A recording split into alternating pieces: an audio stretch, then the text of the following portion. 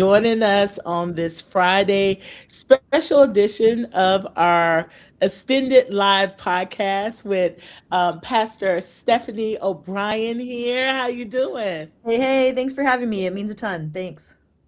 It's good. I'm so glad. I'm so glad that we could jump on this conversation. And so that you guys know, I've known Stephanie for A long several years a now. while. Yeah. Actually, conversations with you as it relates to leadership, and is one of the things that had encouraged me to go back to school. You That's know, right. and Oh, you yeah. and you were the one that told me that, you getting a degree in theology could set you on the path for a D-med. All this stuff, like I you're remember smart. that. We were like in Yeah, Texas yeah. when we had that conversation. Yes, you did, and yeah, and so anyway, and I'm in my last semester, I'm my so my excited for last you. semester. So Congratulations. It's a yeah, lot of work. And you've so been up it's, here to Minneapolis many times and been to my church I and mean, many times I've been to your church. I was just there in November with you. yeah. Yeah, and I you mean, got we to just share with had some ice folks. It was so cream. good. And we got ice cream, Minnesota Yes, nice cream. yes. I mean, so yeah, so I was just there in November. I was actually there even I saw you in last March because I was there for Exiles in Babylon. That's right. So we got to meet up then I like this there. twice a So year thing. Why don't you let's make this a I thing. know, I know, I know. So, Minnesota is dear to my heart because you guys are there and there's so many people that I love. There's so many bridge builders in that area. We have a lot of community. Be the Bridge has a lot of community in that area. And so we know that you guys have had the water hose on you for the last couple months. And I wanted to come on here because we want to prepare people. We want to make sure that we're cutting through the noise Mhm. and giving people a narrative from people who are on the ground, people who are trusted that know what's going on. It's not no he said, she said. It's what Pastor Steph said. Yeah, well, And just so that people understand what's happening. And so I wanted you to make sure that our community, we are a community of leaders, of bridge builders that are, empowering people and culture towards healing, racial healing, equity, and reconciliation. And one of the key components of that, when we say, what does immigration have to do with this? Because at the core of the immigration issues, there is a race issue. yep, You yep, know, yep. there is a race issue, and so that, and then if you want to know more about that, we have an academy. We can walk you through understanding, the last immigration laws that we passed in the '60s that released the quotas, and this is how a lot of people who are from Vietnam, from Korea, from Africa, from all those countries, they're able to come because of the Immigration Act. That was passed through the civil rights movement. And so, yeah, I like to say because we marched, Yeah, yeah. and Well, and yeah, just the ripple connected those effect was really wide. The ripple effect right, was wide and far. right. So I wanted to know just from you if you can. Um, the reason I want to say the why we're having this conversation. Also, and it's based in Genesis 1:27, that we are created in God's image. Yes, amen. Period. Mhm, Okay. mhm. And because of that, this is why we care. Yeah, And that's our connector. This is why you should care. This is why everyone should care. And I just wanted to know, like, we were having a conversation, and you said, just the other day, you said, my church this is hard, but we're kind of ready for this because it's how our process of spiritual formation has led us here. So can you talk about this a little bit? yeah, yeah. I think most of the people listening to this, I'm gonna assume you believe us when we say things have been not good in Minneapolis Yeah. to the point where what most media of all sides are just not even sharing how Mm. deeply painful, how much the law has been broken by those who are here to uphold the law, how many people have been detained who are filming with their phone from feet away, saying nothing inside their car. I mean, I could tell personal stories. Yeah. I feel a lot of I feel a lot of understanding about how hard it is to know what's really going on because we Right. have this attention economy. You've got outrage culture. things are coming at all sides, everybody. And so trying to cut through all that, like you said, to say, well, what's really happening? I see why we get stuck in that he said, she said, but I just want to be someone who says, I've seen it with my own eyeballs outside my house. People tackled just for asking to be able to be a lawful observer, Yeah. constitutional observer. I've known personal friendships, people I was roommates in college with, whose car windows were broken and dragged out of their car and handcuffed and taken and detained as Caucasian, European American people wanting to help their neighbors. Not to mention how many immigrants, people of color, people who are perceived as those of immigrant descent, but who were born here or are of Native American descent, have been detained for no lawful reason and no even reason that they would be detained except the color of their skin. So, I mean, that's exactly what you're talking about, and that's I want you why to it stay there matters. for a little bit. I want you to stay in what you're talking about because I Yeah, think, the news is not reporting a lot of it. right. And I think a lot of people think that, oh, it's only people who are here illegal, but most people don't understand the No. definition of what's legal and what's illegal. Asylum, people who have Yeah, asylum papers, people are here for asylum that that is legal. yeah, Like that is here. That is, yeah, you are legal. And so yeah. I think, can you explain that a little bit, for people to understand, and this point of the racial profiling that's happening, Racial profile. especially we did see a lot of indigenous people that were, Minnesota has a lot of indigenous community, and they were being detained, Yeah, and targeted. taken in anyway, Hmm. and kept for several days. People who are citizens with their papers kept for several days just because they can. Yeah. I mean, I'll tell a few stories because I could tell stories for days, but I'll tell the ones that I'm very up close and personal to, so this isn't just my algorithm, okay? Right. Because we all have an Right. algorithm. We know that. Yeah. Right. Like, there's a family in my church that are the parents are white. They lived in Mexico for a while. They adopted a Mexican son.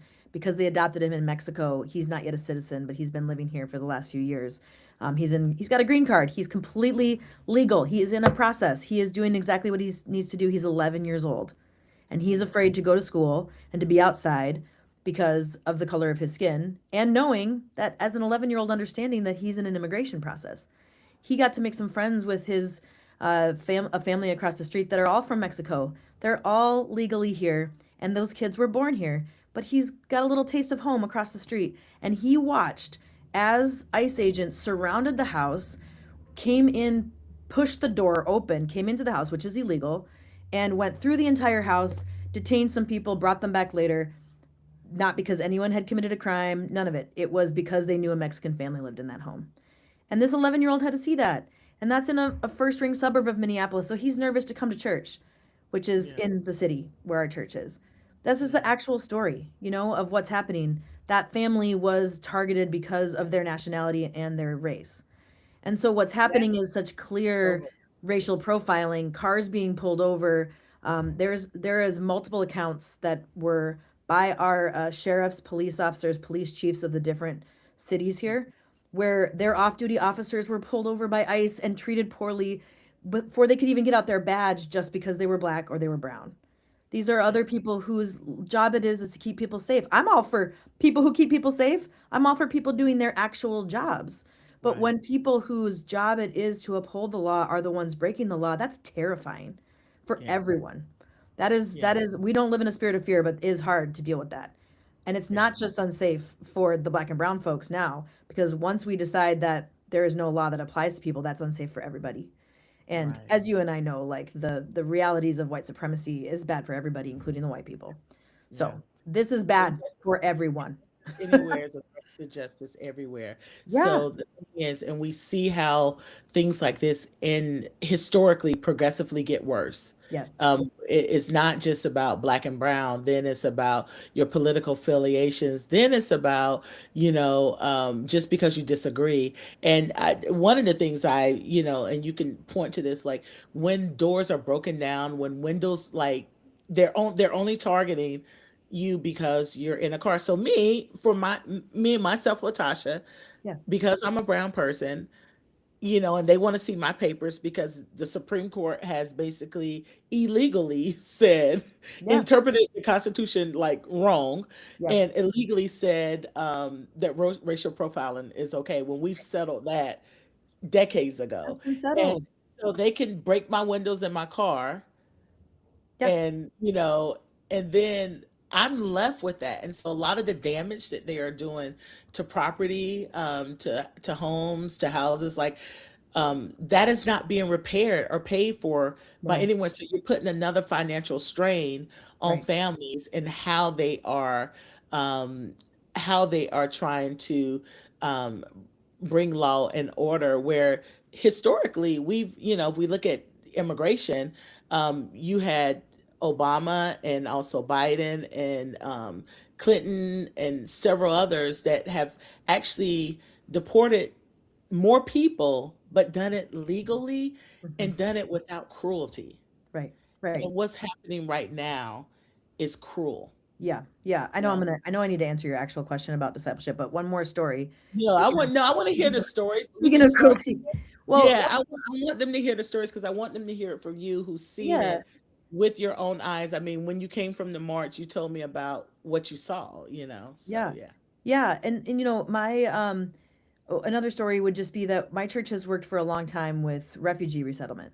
I mean, these Mm, are folks, if someone's a refugee, so you're speaking about how it is complicated. I understand like our immigration system's complicated, and we could have a lot of conversations, and you guys have educational opportunities to learn about that, but it's real mm, broken, and I think kind of everyone's on the same page about that. How to right, fix it is what we aren't agreeing about. right. But when you've got someone coming as a refugee, that's a whole different, a specific status, right? You've got seekers within the refugees category within it's Yeah, complicated. If someone's a refugee and they're here in Minnesota, where we actually resettle a lot of refugees, they're here legally. They are processed. They are some of the most vetted people in this entire country. And yeah, that vetting means that they recounted in detail the extreme trauma they've already been in if they're here.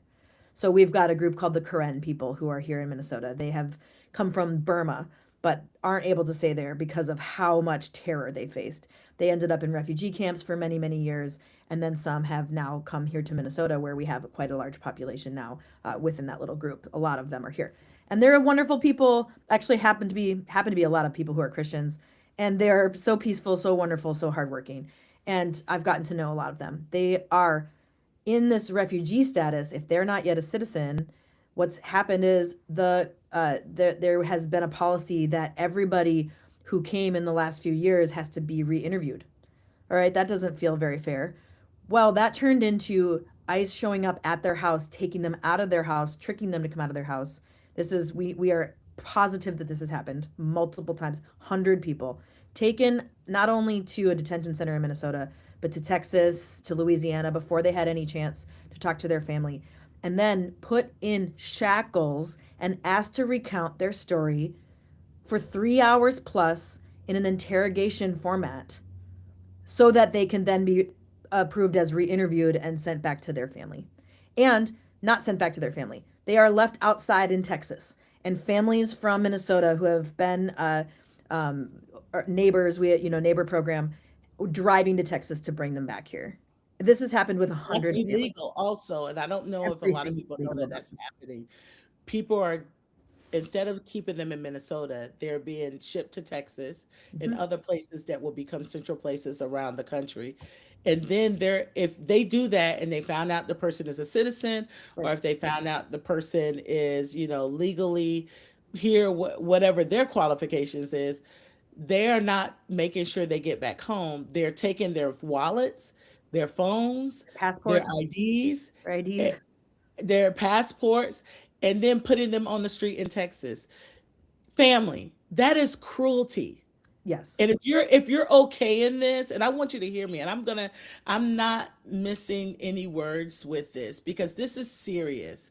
Hmm. And that is cruel. If you wouldn't want to be treated like that, you should not want your neighbor to be treated like that. No. And if you are a person, if you agree with this, then you need to help hold this administration um, Accountable.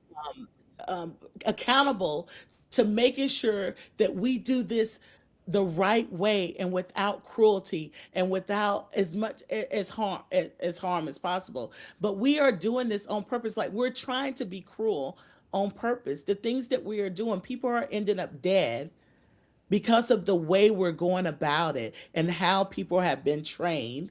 And so that's wrong. And Yeah. so it doesn't matter which side of the line that you're on. This is about right and wrong. Yeah, this isn't partisan. This Yeah, is dignity of humans. yeah, And I mean, it's political, but life is yeah, political. It's not partisan. yeah, Nobody should be partisan, which means we shouldn't just swallow whatever any of these politicians on any yeah, side says. We're Jesus exactly, followers. And so we exactly. have to look critically at this. And I'm super proud of how many people who, have historically been saying, "Hey, I vote Republican in my conscience and all that." And I'm kind of a person that's like, I don't really affiliate with either of these parties, but I vote.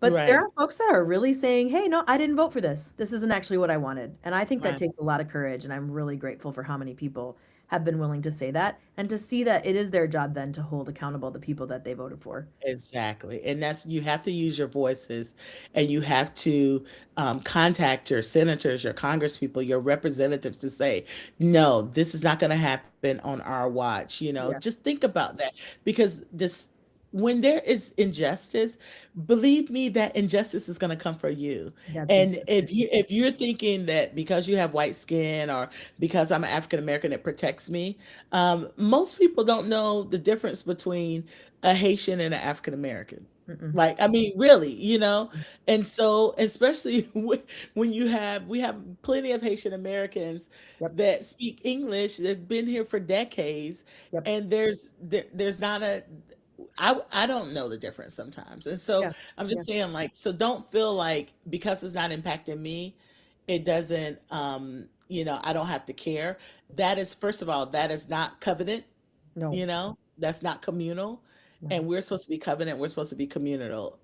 It's about we, and not just the you. Yeah. And I want to remind people of that. Yeah, it's like the quote that we often do, it doesn't have to happen to you for it to matter to you.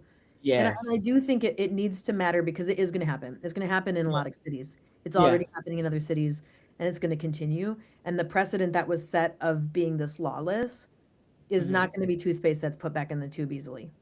And Right. so the accountability that needs to be had, as we're recording this, there's been an announcement that the metro surge here in Minnesota is going to be drawn back. It has not yet been. It's very Yeah. obvious. There's helicopters over my house just an hour ago. That's one of the signs for me that we're still here. This is still we still have over 7 or 8% of all the ICE agents in the country in our state, where we have less than 1% of undocumented Right. immigrants. So this isn't about immigration. Yeah. It's That's not not. only what this is about. So we would like to go Repeat back to our that normal again. amount. Yeah, repeat that again, because a lot of people think this is about immigration. And one of the things that people don't realize is Minnesota has one of the lowest crime rates. Like, there have been no issues there as it relates to that. A lot of the narrative and lies that have been made up about the Somalian community, Right. that those are all like fake news to kind of stir the trouble. Can you repeat that, what you just said? Because a lot of people don't know that. Right. Right. So there, yes, you're right. Here in Minnesota, we have a pretty low crime rate. The Twin Cities, Minneapolis, and St. Paul, they're not huge cities, so Right. it is not that hard for our police forces to keep us safe. And there's been reform in our police forces, especially since the murder of George Floyd.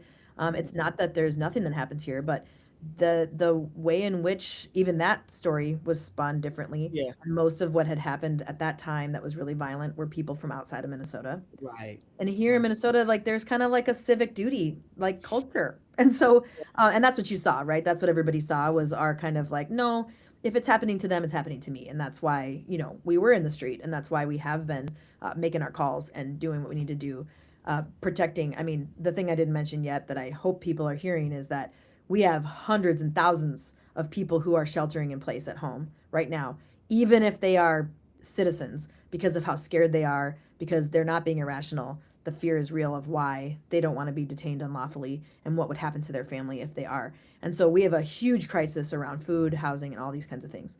So when this place that and our immigrant populations are all mixed together. It's not a segregated place here. The city has more, but it's throughout Yeah. Minnesota. And so when that place has 7% of all of the immigration customs enforcement agents in the country right now, in this one relatively small city and not as densely populated state as others, when we have less than 1% of all the undocumented people who are here that don't have documents, less than 1%, and in our state. And so then when we hear rhetoric like we're coming here with this many people because of how many violent people there are that need to be detained, Yeah. that their own numbers are not reflecting that. Their facts are not true with Yeah. that statement. Not even our, not like, it's not like we have a separate set of facts. They have stats on how few of the people who've been detained had any violent history at all, how many people were detained that should never have been in the first place. Those numbers have come out from DHS. And so this is their own numbers, but what they're saying doesn't match that. And that Yeah. should be really hard for all of us to consider. So what is this actually about? Is it about immigration reform, which I think we all think there should be immigration reform. The question is how, right?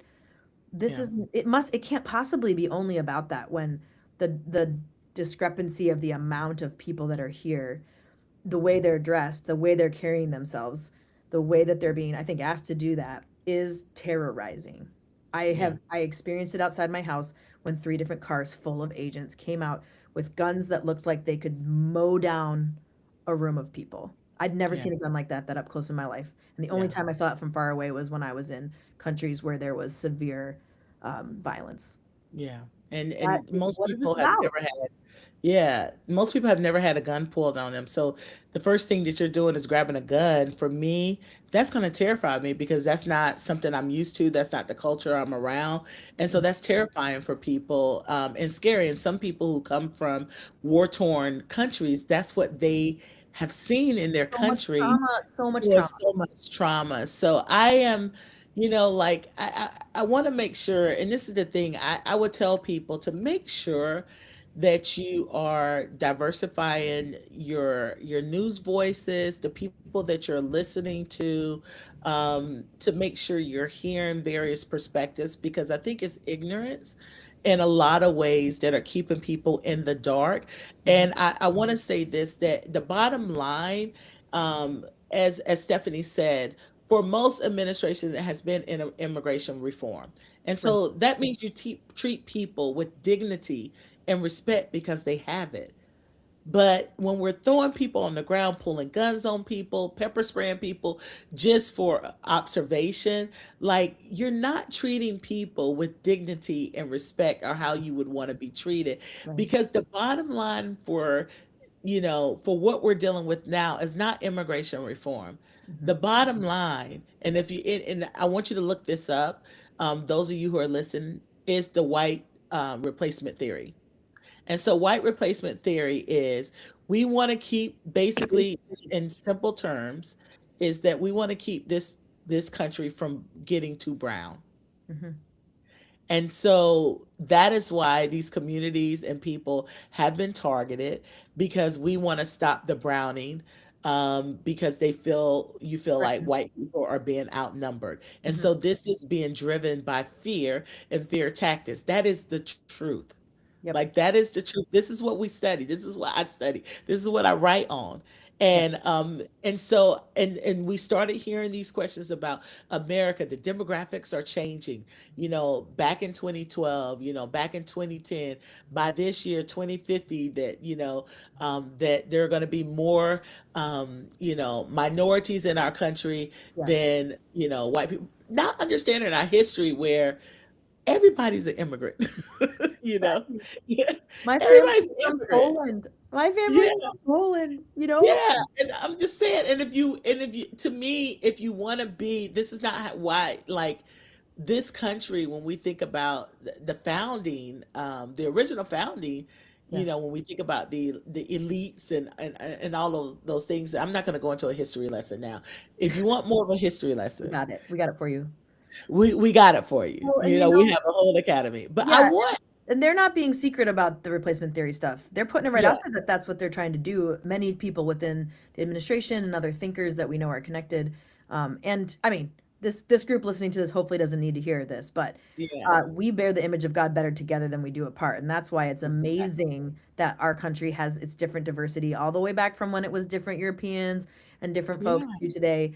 And I see this here in Minnesota, how rich our community is because of the immigrant population and people of immigrant descent and Right. the folks that come from having We been wouldn't be the and we country that we we are make today. our country what it is, and we are Yeah. grateful. And the fact that, and you can see that the Minnesotans, so many of us see that, or we wouldn't Yeah. have been out there. We weren't out there to defend the few criminals. Okay, nobody Yeah. was like, no, I really don't want you to take a person who has been a criminal.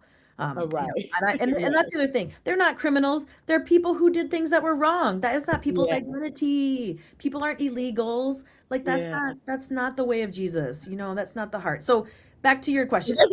there's a whole list of criminals There's a whole list of that are that. not being that are not being arrested right now, that did some horrible, Yeah, horrific things yeah, that are not being arrested right now. right. So, And there be was some fraud. Guess what? There was some fraud in Minnesota. Those people got arrested. We did exactly. that. We held them accountable. Yeah, So, yeah, hey, and yeah, were some of them Somali? Sure, but the number one amount of fraud that's been done in this state has been by white people. So, yeah. but we're not racially profiling them for, like But people there's fraud choosing in to. every state. If we looked at every There's fraud state, in every let's culture. let's There's go fraud down in to every state. let's go down to Florida, come to Oh my Georgia, goodness go to gracious. Texas. It's So, everywhere. so So to your, now, let's talk. Can we talk about the discipleship, spiritual yes, I formation? really want, because your church, one of the things we're hearing from pastors is when they're trying to help disciple people into understanding this, they're getting pushback. And so I want you to talk a little bit about that, the why, and what you have done as a church. Yeah.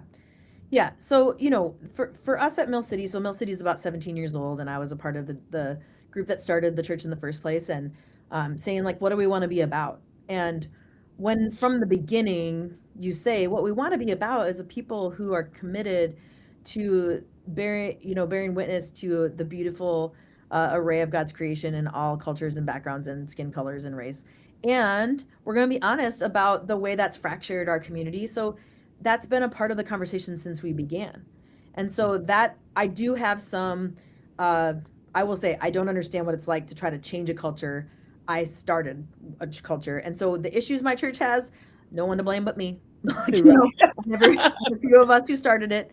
But it is Uh-huh. different to create a culture. However, I have seen people shift a culture, but the pushback is real. And we still have some pushback because new people join our community and they're like, wait, hold on a second. I got an email today. We're leaving the church. Okay, like this is the thing. Nobody's saying anything or doing anything to try to get people to leave. We have to find the heart of Jesus in the midst of everything that happens and radically pursue that. And if that's not a space that people can stay in, I understand that. That's not the place for everyone then. And so that's part of it. The expecting that Yeah. pushback and that there's been people, especially on the like both polars, where we're not liberal enough, we're not conservative enough. Guess what? We're not trying to be one of these labels. So I don't know what to tell you.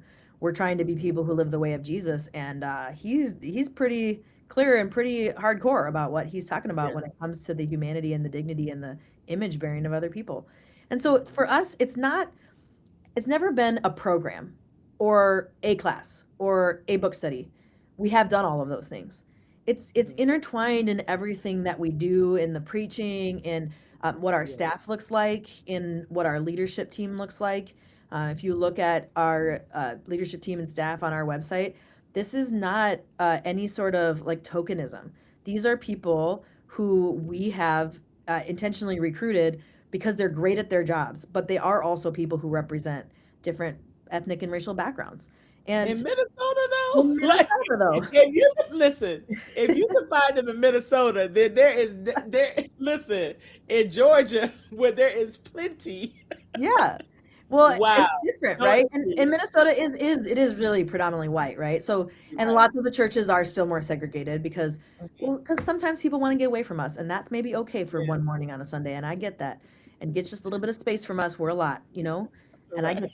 that. But for the multi-ethnic churches and the ones that are pursuing that, sometimes, folks like that are really engaged with what you're doing are like, oh man, I just would love for my church to be more diverse. And I'm like, okay, Yeah. starts with your friendship group. How do you Yeah. think people come to church? Number one reason, someone invited them. And so why Right. did my staff become diverse? Because they're my friends. They're people I Mhm. built relationship with. And then we built relationships with each other. I didn't put up, you know what I'm saying? So it's Yeah. not, it's a result. It's not the Mhm. like, we need to check these boxes, you know? Right. And so these are all the results of that. And so when you're preaching and you bring up things like what's happening and how people have been treated, and you talk about the civil rights movement, or you use an example that comes from, uh, apartheid and what happened in South Africa, or Yeah. you bring in some stories, or you talk about I sometimes I'll tell stories about my own upbringing and when did I first understand what race was, when someone in my family like held my arm up against someone I thought was my auntie and said, "She's not your actual auntie. See how her skin's different than yours?" That was like little Steph, like understanding that that wasn't okay. I've forgiven that family member now, but we talk about it, and we do classes. We do intercultural Mhm. competence and humility. People take the IDI. People read Be the Bridge. People Mhm. do book studies. People are doing experiments where they're spending time with people that are different than them, and learn how to be a neighbor to people, no matter what they Cultivate look it like. each You know, day. the neighbor Yeah. love thing, like when it's tested in these moments, Mhm. it's revealing of Mhm. whether or not that was the posture you were trying. It's not easy, but it will reveal if the great commandment to love God and love your neighbor as yourself. And then Jesus is like, they're like, who's my neighbor? And Jesus is like, well, literally everyone. In fact, I'm going to tell a story how it's also your enemy. Right. Okay. If that's the case, then these are the moments where, yeah, you see, have we been preparing for this all along? And what I see in my community are people that are sad and angry and frustrated and hurt and confused, and are praying, and are praying with their feet, and Mm. are figuring out. We got 300 people on this WhatsApp group right now that are bringing up the needs that they see because they have proximity, and people are meeting the needs every day, all the time. We've got over $20,000 of rent they've raised. They've got Wow. friends from other states. Hey, if you know somebody from Minnesota and you're listening to me right now, reach out to them if you haven't yet. It means a ton to us. And if you can Mhm. Venmo them some money, they will get it to someone who needs rent right now. They will get Right. it. They will make it Right. work. And this is Okay. what's happening. One woman said she raised $10,000 through her Venmo just for rent for people, and it came from people from 15 different states. I'm like, Wow. this is how That's what I'm you're ready talking about. to That's do that. Like coalition. you know what I mean? Like you're ready to do that because this is the formation you've cultivated in your heart. And I can't force people to do that, but I can create environments for that, and my staff and my leadership team. That's the other thing, my board. We got to be on the same page about this. I don't want Yeah. yes people. I got some strong-willed people, but they need Yeah. to know like this is the heart of this church, and we're not looking to have people who represent um, Yeah. replacement theory on this board. Like that's not what we're Yeah. looking for here. And Right. so to have all that in this moment, I mean, it's not, it's been hard, but it's been really clear. It hasn't been that complicated. Like we need to respond. We need to call out what's happening and just be really direct, even on Sunday mornings. And that probably is not what some people were ready for or want to hear, especially if they're newer to our church. Right. And that's Right. okay. And I'll just say, because of all of this, we have never had the church more full than in the last few weeks, Yeah. even Yeah. with our immigrant folks who are being courageous and still coming to church. Because Yeah. why? We need Jesus. That's Right. why. Right. Right. So, And I, so it starts back then. And so the question is, what do we start now because of this? yeah. If we didn't start back then, what do we start now? It's not too late. Yeah. It might feel like it. Some of my Right. colleagues are like, I think it's too late. If I say something, I'm going to split the church. Hey, look, I'm not totally sure what to tell you, but what are we starting now in formation and discipleship throughout our entire programming, not just on Black History Month? Right. So this is what you're saying, Stephanie, is like this is baked into the DNA of your church. This is a lifestyle. This Yeah, is a lifestyle that your church has been leading. You've been teaching the full gospel, the yeah, full scripture of what it means to love your neighbor, what it means to for us to be created in the image of God. And so you've been teaching that, and then you also create ways for people to grow into that. I know there another thing that you do there is when I was there, you guys have like a prayer room, and you have also taught people a theology around lament. yeah, And I think that is really helpful even for this time, to help people express, to help people understand another form of worship, yeah, yeah, and how to beckon God, to move and to act. Yeah. So I think that is something that other pastors can learn from. Now, you just had an event at your church where you were expecting 150 pastors from all around Yeah. town to come, but you had over 200 pastors come. Yeah. Tell us a little bit about that event and what that the purpose of that was for. Yeah, yeah. So just a couple days ago, so there was three organizations that were partnering with us. I'd love for people to Google them. Yeah. One is called Border Perspectives, and Yes. it's headquartered Heard of here, that. and they're working. So Jonathan Yeah. and Moya and his team, and then Mhm. Transform Minnesota, which is a way in which churches come together here in Minnesota. Arrive Ministries, which focuses on the refugee resettlement, and then some predominantly immigrant churches and their pastors. Okay, and then we hosted it at my church. So the stage was given to the immigrant pastors, not to me, to be able to share about their experience. Again, just like I was bearing witness, so that they could bear witness directly to what they're experiencing. And what we did was say, hey, would any leaders of any churches be willing to come hear them share, hear Arrive Ministries talk about what the refugees are facing right now, and start to talk about how we as the church, Big C, are going to continue to respond. And the theme was very clear, going to have to respond for months now, because that's how devastated the economies and the economic situation is for Yeah. many immigrant families and churches. And so Yeah. we set up chairs for like 170, thinking, hey, there'll probably be 150. By the time we found every chair in the church building, there was 260 people in there, which for a little urban church, like that's a lot of people in one room when you don't have a parking lot, right? Yeah. People came, they made it count. And the immigrant pastors, they said they wanted to host it in the city because they wanted to have that courage to say, no, we're not going to go out where it might be perceived as safer. It's actually not technically safer right now because of how much presence there is, but they were having courage to come into the city and to share.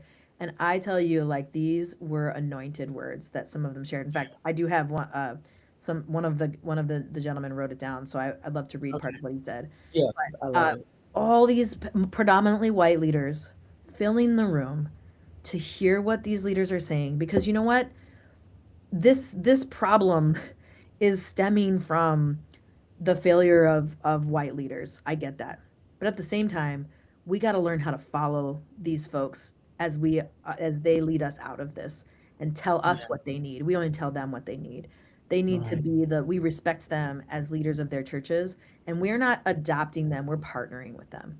Mm. Like this is what we're doing, because and I said to Pastor Howell, whose words I would love to read, he said to me, we've been friends for almost 20 years now, and he was there praying for me when the church started, and his church is predominantly different Spanish speakers, and really struggling. So many people, a lot of churches stopped meeting altogether for a while. It's been terrible. And I said to him, I told my congregation something that I know is true, and that is if the tables were turned and the resources were different, your community would figure out how to help mine if they could. And he said, absolutely. He said, Latin people love serving people. I said, I know you do. I know you Right. do. And so that's what it's about. But Mm. it was heart-wrenching to hear what was shared by some of the different pastors. And we committed not to repeat, directly quote them so that there was safety in the room. However, Pastor Howell did post publicly what he shared. But my goodness, was it eye-opening for all of us. And some people were courageous enough to say, like, I'm just showing up here for the first time. Like, I'm just finally showing up. One Mm. pastor said, we're pretty far out in the suburbs, so we're in catch-up mode. And Yeah. I didn't really, all I got to do was pray for people. I was grateful. But I did say, hey, everybody who's here, who's been serving for these last couple of months, and this has been your lifestyle for a long time, like, thank you. We see you.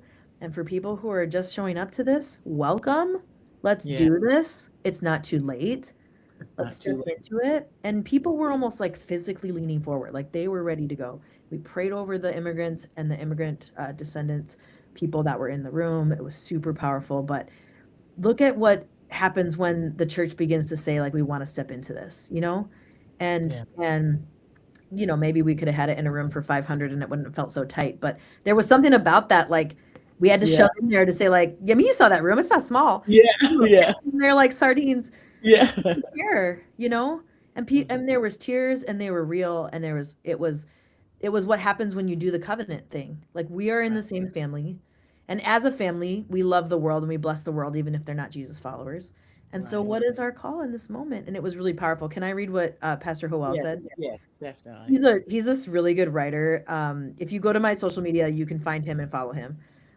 But he was ready. They said to him, "All right, tell us what you think is next for the church." And one of the big things he said is it's going to be a long haul because of how bad this has been for people for 2 months. This is, first of all, just because somebody gets on a microphone and says it's over doesn't make it over. And then when do we trust that it's actually over?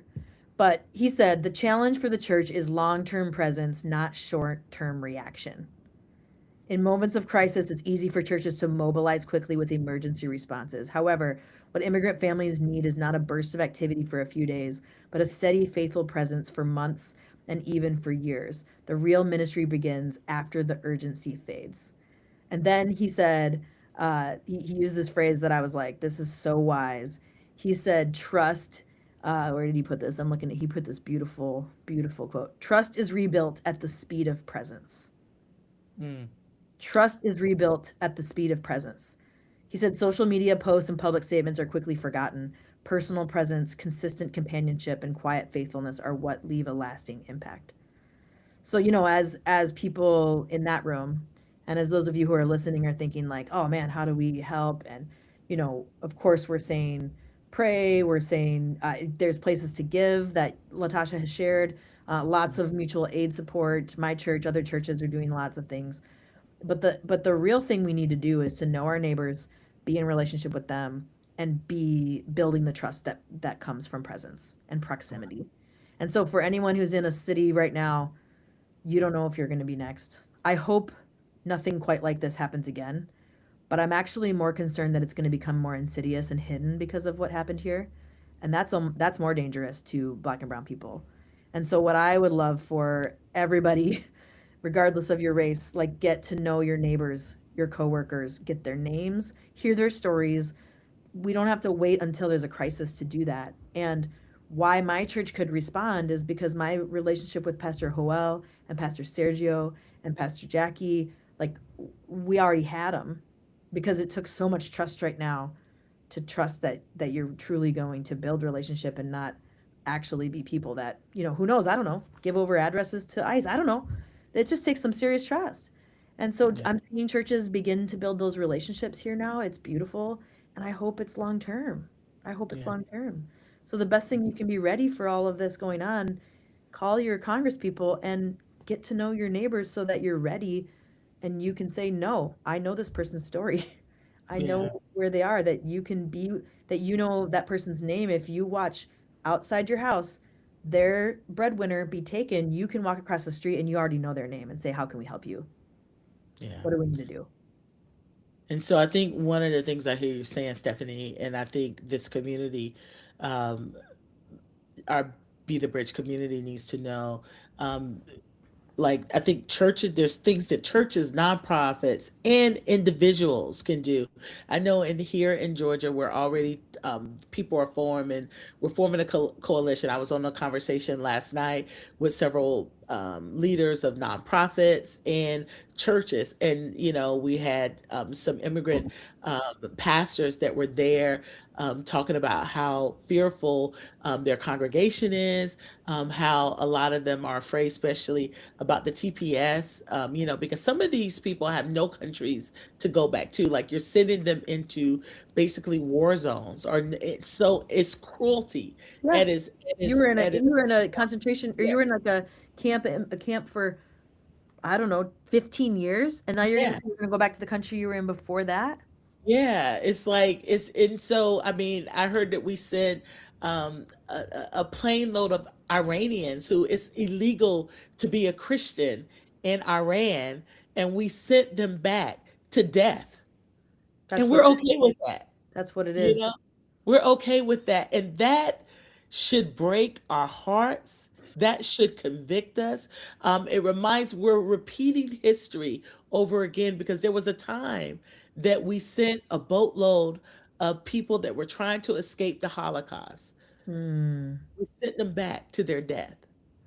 You know, and so we're not learning anything from history, and we're repeating this, Yeah. and and this is like factual things that, we're sending back people who helped us in Afghanistan, Right. Ukrainians, Yeah. look what's happening there. Like, this is cruelty at its worst, and there's nothing about, you can try to decorate it in Christian language, but it's not Christian at all. It is the Antichrist. It Hmm. is very anti-Christian. And I want to use those strong words because I think it's needed in this period in time. But there's a coalition that I see happening that gave me so much hope to see these different people, different backgrounds on the call, just trying to be helpers on what can we do to prepare. We're not waiting for something to happen. Like, what do we do now? And I think one of the things you said, you mentioned Transform Minnesota. Some states and cities already have a coalition that's built, that has churches and nonprofits coming together. Some of us, because churches can be so isolated, we don't have that in our communities. Now is the time to form it. Because even in your city, if there's not anything happening in your city or your state, you can be assistant to people in Minnesota Yep. or people in Maine or people in California or people in Chicago. Like, this is like locking hands, communal hands across the country. And this is how you overcome evil with good. You Amen. know, this is how we become the light in the darkness, Yes. Yes. And so this is what this season is calling for. It's calling for unity, Yeah. you know, and Don't and wait. and Don't wait. yeah, yeah, yeah. Like, this If you this haven't is the called in a time. while, give them a call. Hey, reconnect. Yeah. Yeah, so I am so grateful. So if you're listening and you're a part of a nonprofit organization, connect with other nonprofits. It doesn't matter, like, if this is like your mission or whatever, but you may have a resource. Like, if you are a nonprofit that deals with babies, maybe you collect diapers. Yeah. I was There may gonna be say, a need, every nonprofit is Yeah. engaged right now in Minnesota. Every one of There's them. everyone. And so there is something that you can do, even if you may be a strategist to help people put things together. You may have the technology. I know I'm right now, I'm not a fan of WhatsApp because WhatsApp is owned by Meta, Yep. and right now there's so many untrusted applications, and the way things are happening now, they're doing things in very inhumane ways, and so Yep. you want to have something that's a little more encrypted. Like Um, Signal. yeah, like Signal and stuff Mhm. like that. I know personally, I purchased a dash cam. Mm. I mean, nothing. I decided to purchase that last year. When I mean, I'm like, the Lord said prepare, Yeah. and So that you can bear witness with video. yeah, yeah, and so Right. I purchased a dash cam. I was like, okay, I got to get that installed. But I think that it's just the things to do it. And if you have breath in your body right now, I was just someone that just posted something and I was going to respond back and didn't have a chance to, but they were like, I'm just frozen by what's happening. I'm frozen. Listen, if you have breath in your body, I want everybody to, let's get ourselves together. Okay, a lot of us, we were expecting this. We knew this was coming. Like, we didn't know how bad, but we knew it was going to be bad because we knew. And so I would say, if you have breath in your body, there's something you can do. You pray with, you pray for, praying with, praying for, and praying into what's coming. You know what I'm saying? So I think there is prayer is a big part of this too. And prayer is a part of action, and then that prayer will help you, give you the maybe the tools, the resources, the wisdom, the creativity you need, to know what do you do next. And I know with me, I was just trying to figure out, okay, what do we do as Be the Bridge? And so we've been connecting and partnering with different people. We have a event coming up on April the 16th here in Atlanta, where Women of Welcome they're coming to do education around immigration. I was just in a meeting last week with World Relief. Went to the border in this fall with Yeah. World Relief. So there are things that people can do. So get with organizations and partner with churches that are doing something, that are having this conversation. If your church is not saying nothing about what's happening right now, We gotta ask some questions.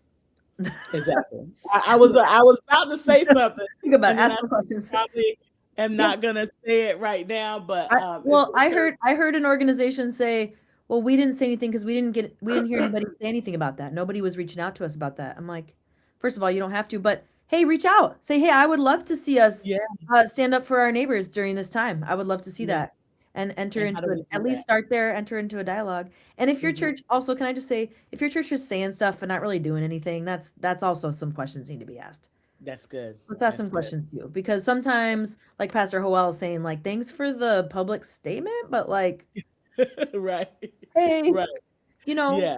so and that can look like a lot of different ways of praying with your feet, from protest to serving to whatever.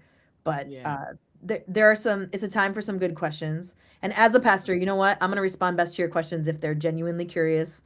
Like, Yeah. come, ask some questions Right. and start that Right. dialogue. And it might lead to a new church home, but Right. but you got to start somewhere. You got Yeah. to start somewhere. Because there is a lot of, like you said, there's going to be a lot of trauma. I'm thinking about the children that have been impacted. That is going to be long term. Um, some of them are coming from environments where they were already traumatized, and Yeah. so what's happening with the situation is re-traumatizing them. Yep. Those have lasting impact that will impact our country as we continue. I can imagine just the economic situation that's happening with the families, but also to Minnesota right now, because people are not going to the stores. They're Yep. not going to restaurants like they No. need to go.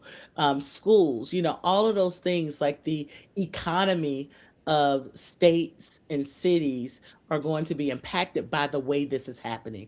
When Yeah. you're disrupting all of those systems, that's when you're not doing this the right way. Right. Because it's impacting people with businesses, people that they make their living doing DoorDash or Uber Eats, stuff like that. All of those things have been impacted, so there is going to be a financial harm that happens with this. And so that is just something that we want to make sure that we are mindful of. And I just thank you for joining us. Yeah, thank And you is so there much. anything that you would want to say as we close? And I would love for you to kind of close us out. What should we be praying for Minnesota right now? And is there any last thing that you want to say? Yeah, absolutely. I think that a lot of our the things I was mentioning got posted, so check that chat out where there's you can reach out to those organizations. For our church, our response is millcitychurch.com/respond to be Okay. able to support us, but reach out to the people you know in Minnesota. I think I will say we got to pray for the most vulnerable, and we do need to pray for our enemies. Like, Yeah. Yeah.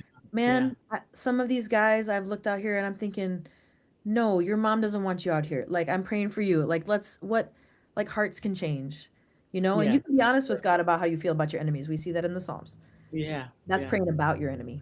But when you Yeah. pray for them, it's like I'm praying that you can't do it. You can't pick up that gun. You can't step Mm, into that thing because like the real enemy is the mm, principalities and powers that animate this evil in the world. And people agree with that evil and join in and that's on them. But like yeah. let's be praying for our enemies but also for against. We pray against the enemy of God. We pray for these Mm, image bearers that they would live out who God made them to be, which is not someone to stand with a machine gun in my front yard. And yeah. so let's pray for them. But pray for the immigrant churches. Those leaders have a huge pressure on their shoulders. Pray for the ability for churches to overcome differences and come together right now. Pray Hmm. for the witness of the church in all this time.